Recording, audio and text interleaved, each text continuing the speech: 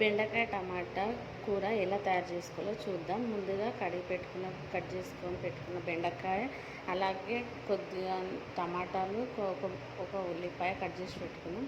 ఇప్పుడు గ్యాస్ పైన గిన్నె పెట్టి ఇప్పుడు 4 టేబుల్ స్పూన్ల నూనె పోసుకున్నాం.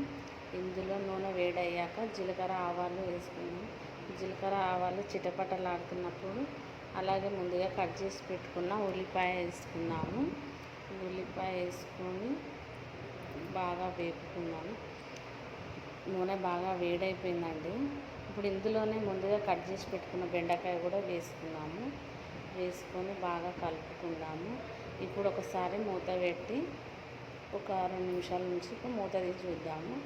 బెండకాయలు మగ్గిపోయాయి. అలాగే టమాటాలు కూడా ఇందులోనే వేసేసి కొద్దిగా సాల్ట్ వేసుకున్నాం, సాఫ్ట్ అయిపోతాయి.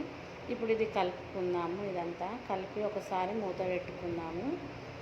కలిపిన తర్వాత ఒకసారి మూత పెట్టుకొని ఇప్పుడు తీసి చూద్దాము. ఇప్పుడు ఉడికిపోయిందండి కొద్దిగా.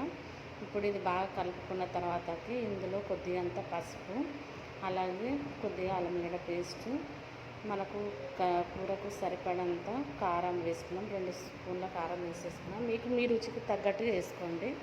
ఇప్పుడు కొద్దిగంత సాల్ట్, 1 స్పూన్ సాల్ట్ వేసిన.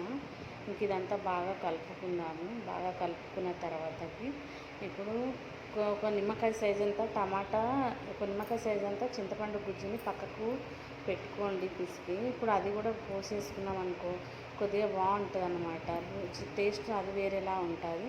ఇప్పుడు అది ఉడికిపోయాక చూడండి, ఎంతో రుచికరమైన బెండకాయ టమాటా కర్రీ రెడీ అయిపోయిందండి.